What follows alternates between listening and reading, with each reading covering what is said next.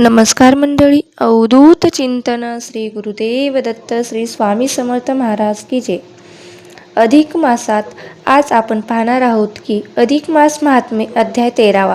अधिक मासामध्ये जर आपण अधिक मासाची पोथी पठण किंवा श्रवण केली तर आपल्या आयुष्यातील दुःख, दारिद्र्य, गरिबीही दूर होत असते. तसेच अधिक मासाचे पुण्यफळ देखील आपल्याला अधिक पटीने प्राप्त होत असते. त्यामुळे व्हिडिओ स्किप न करता शेवटपर्यंत नक्की पहा. अधिक मास महात्म्य अध्याय 13वा. श्री गणेशाय नमः.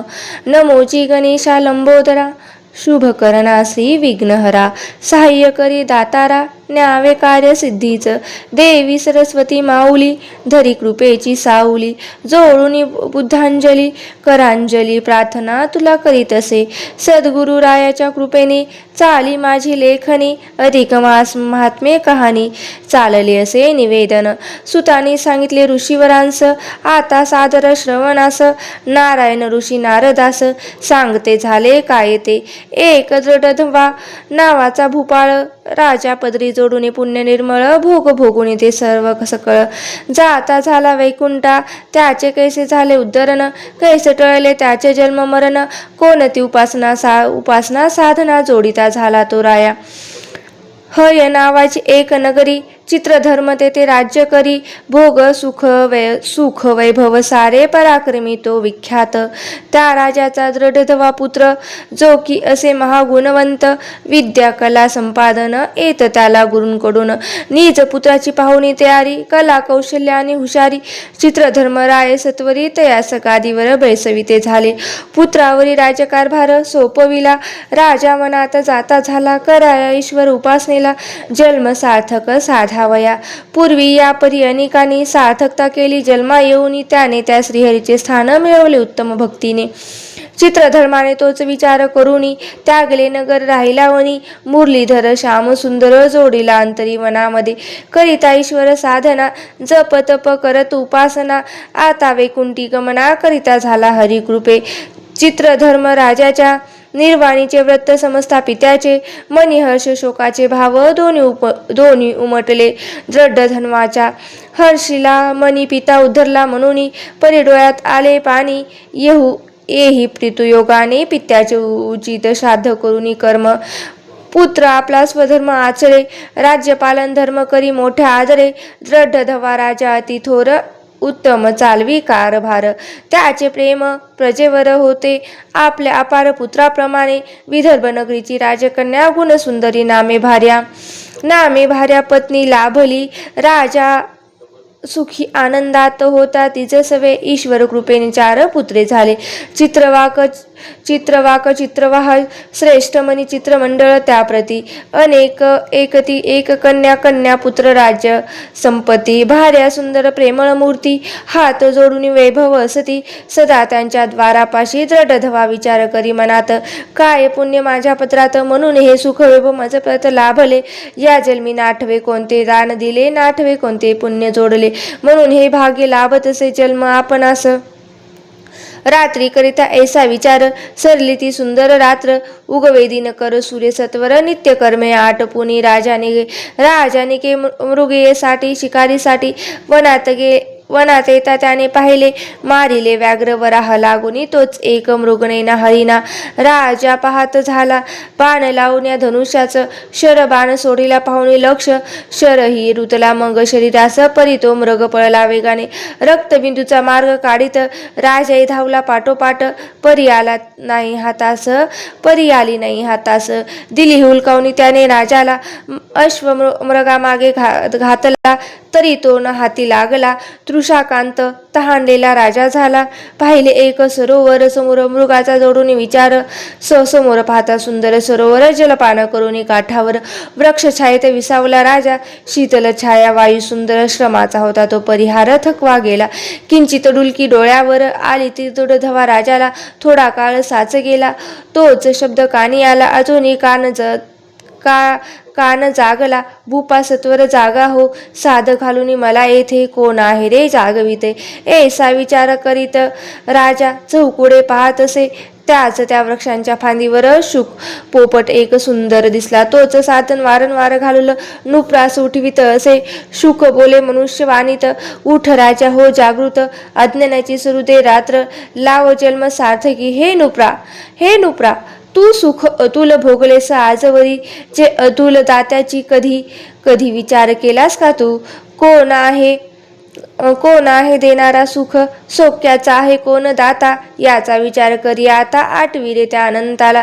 कैवल्य सुखदाता कोण चालवे तुझी खोन खेळवी, सुख सौखात्य कोण पुरवी, कोण जागवे कोण निजवी, याचा विचार कधी मनात, ज्याने तुझला जन्म दिला तू का विसरलीस त्याला, कोण रक्षिल अंती तुझला, चक्रपाणी विष्णू वाचून या कोणी नाही, ही सुखवाणी कानावर पडता राजाचे अंतर वारंवार करी विचार, कोण हा असेल मज जागे करणारा, याने येऊन जागविण्याचे काय कारण असेल येथे, याचे बोलणे मज लागुनी काय कारणाने भावत असे, बोल याचे गोड तरी सत्य अंतरी गोड सारयुक्त असे उघड, कोण सांगेल उकलून याचा अर्थ, आपला ऋणानुबंध काय नाते काय संबंध, हा का करत असे बोध शुकरूपाने, कळे ना कोण तुझ माझा, म्हणून बोधसी का मज लागुनी, हे विचारावे त्या लागुनी, राजा फांदीकडे पाहत असे. तोच तो शुक सत्वरगती, झेपावला वाऱ्यांवरती निघून गेला सत्वरगती, राजा होत असे विस्मित. त्याच पावली राजा परतला, चैन पडेला त्याच्या मनाला, निद्राही न आली त्याला, रात्र काढली जागुनी, अन्न पाणी न रुचे त्याला, चिंता लागली घोर मनाला शुक या कारणाने, मजला जागविले हे असे. राणीने बहु प्रयत्न केला जाणून घेण्यास वृत्तांत, राणी म्हणली का राजा चिंतित पडला, बोलिला काही सांगेना काही, राजाने कशातच मन लागेना, चैन पडेना त्याचे मना, उदासीना आणि दिनवाना राजा झाला दृढधवा. तो मनोमनी मनातल्या मनात राजा विचार करी की खरोखरच आठविला का नाही ईश्वर, भोगता या सुखाचं सुख भोगले अपार, दात्याचा पडला विसर, भाग्य माझे थोर म्हणून का शुकरूपाने आला नारायण, या पद्मपुराणाचा दृढवास उपवास उपदेश सुखाचा असे. अध्याय अधिक मास महात्म्याचा पुन्हा येथे पूर्ण झाला असे. अरुण विनवणी करी साचा, स्वीकारा प्राकृत रचनेस. 13वा अध्याय हा गोड हरिचरणास प्रेम भावे समर्पित. इति श्री अधिक मास महात्म्ये त्रयोदशाध्याय अध्याय समाप्तः. श्रीकृष्ण चरणार्पणमस्तु. ओम नमो भगवते वासुदेवाय नमः. ओम नमो भगवते वासुदेवाय नमः. श्री अधिक मास महात्म्य अध्याय 13वा. राजा दृढधवाचे आख्यान. सूत शौनकादी ऋषींना सांगतात की आता देवर्षी नारद आणि भगवान नारायण ऋषी यांचा संवादातील राजा दृढधवांची कथा मी तुम्हाला सांगते. पूर्वी हय नावाच्या एका नगरीत चित्रधर्म नावाचा एक राजा काय करत होता, राज्य करत होता. तो अत्यंत पराक्रमी, प्रजाहित दक्ष होता आणि सुख वैभव भोगत मोठ्या समाधाने त्याने आपले राज्य चालवत होता. त्या राजाच्या ज्ञानी, पराक्रमी आणि सद्गुणी पुत्राचे नाव दृढधवा असे होते. दृढधवाने गुरुग्रही आश्रमात राहून नाना शस्त्रे, विद्या, विविध कल्या आत्मसात केल्या होत्या. कला जेव्हा तो आपल्या अभ्यासात पूर्ण करून झाला तेव्हा पिता चित्रधर्माने राजाचा सर्व कारभार हा त्याच्या हाती सोपवला. त्यानंतर पिता चित्रधर्म स्वतःच्या आत्मकल्याणाचा मार्ग अवलंबण्यासाठी वनात निघून गेला. वनात राहून चित्रधर्माने मनोभावी ईश्वर उपासना केली, ज्याच्या प्रभावाने शेवटी त्याला वैकुंठ लोकाची प्राप्ती झाली. पित्याच्या निधनाची वार्ता जेव्हा राजवाड्यात समजली तेव्हा राजा दृढधवाच्या मनात सुख दुःखाची एक समिश्र भावना उमटली. दुःख यासाठी होती की आपल्या शिरावरचे पितृक्षेत्र हरपले होते आणि सुख यासाठी होते की पित्याला उत्तम गती म्हणजेच वैकुंठ लोक प्राप्त झाले होते. यानंतर राजाने त्याचे शास्त्रोक्त पद्धतीने उचित श्राद्ध कर्म केले आणि आपला पुत्रधर्म म्हणून पूर्ण केला. राजा दृढधवा आणि यांची पत्नी राणी गुणसुंदरी आणि ईश्वर कृपेने चित्रवाक, चित्रवाह, मणिमान आणि चित्रमंडळ नावाचे 4 पराक्रमी पुत्र आणि एक अत्यंत सुंदर कन्या होती. सर्व काही अनुकूल असूनही राजा दृढधवाने नेहमी वनात विचार करायचा की मी पूर्वजन्मी किंवा या जन्मी असे कोणते पुण्य केले आहे की ज्यामुळे मला हे अपाट सुख, वैभव आणि उत्तम कुटुंब प्राप्त झाले. एकदा असाच विचार करत राजा दृढ वनात शिकारासाठी गेला. तिथे त्याने वाघ, डुक्कर आणि वराह यांची शिकार केली.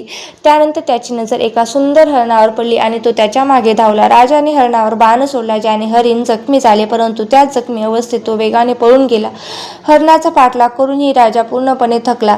त्याला तीव्र तहान लागल्यामुळे तो एका सरोवराजवळ आला. सरोवराचे शीतल पाणी पिऊ लागला. तिथेच एका वृक्षाच्या छायेत तो विसावला. राजा क्षणाचा विसावा घेत असताना अचानक त्याच्या कानावर एका पोपटाचे बोलणे पडले की त्या झाडाच्या फांदीवर बसलेला एक सुंदर पोपट राजाची चक्क मनुष्यवाणीत बोलू लागला. त्याला सावध करत होता. तो राजाला विचारत होता, हे राजा, तू खऱ्या अर्थाने जागा झाला आहेस का? का तू कधी जागृत होणार आहेस का? ज्या परमेश्वराने तुला एवढे सारे वैभव दिले त्याची तुला कधी आठवण होणार आहे का? ज्याने तुला हा मनुष्य दिला, त्याला जर तू विसरून जाशील तर अंती तुला या जन्म मरणाच्या फेऱ्यातून कोण सोडवणार? पोपटाचे ज्ञानयुक्त शब्द ऐकून राजा चकित झाला. राजा त्या पोपटाला तू कोण आहेस म्हणून विचारणार. तोच राजा त्या पोपटाला विचारणार, तू कोण आहेस? तोपर्यंत पोपट हा पंख फुलवून तिथून उडून गेला. त्यानंतर राजा शिकारीचा नाद सोडून त्याच पावली राजवाड्यात परतला. परत पोपटाच्या त्या शब्दामुळे राजाला कुठेच चैन पडेनासे झाले. त्याचं कशातच मन लागेल आणि तो कोणाशी काही बोलेनासा झाला. राजाची अवस्था पाहून राणीलाही मोठे आश्चर्य वाटले. राजा अत्यंत उदास आणि दीनवाना झाला होता. इथे ब्रह्मनारिणी पुराणेतील अधिक महात्म्य अध्याय 13 इथे समाप्त होतो. तुम्हाला हा व्हिडिओ कसा वाटला, ही कथा कशी वाटली, आवडली असेल तर नक्की लाईक करा, चॅनलला सबस्क्राईब करा आणि जास्तीत जास्त शेअर करा. व्हिडिओ शेवटपर्यंत पाहिल्याबद्दल अगदी तुमची मनापासून खूप खूप आभारी आहे. धन्यवाद. श्री स्वामी समर्थ. जय जय स्वामी समर्थ. ओम नमो भगवते वासुदेवाय नमः. ओम नमो भगवते वासुदेवाय नमः. ओम श्री वैष्णवे नमः. ओम श्री वैष्णवे नमः. ओम नमो श्री भगवते वासुदेवाय नमः. ओम नमो भगवते वासुदेवाय नमः. ओम नमो भगवते वासुदेवाय नमः.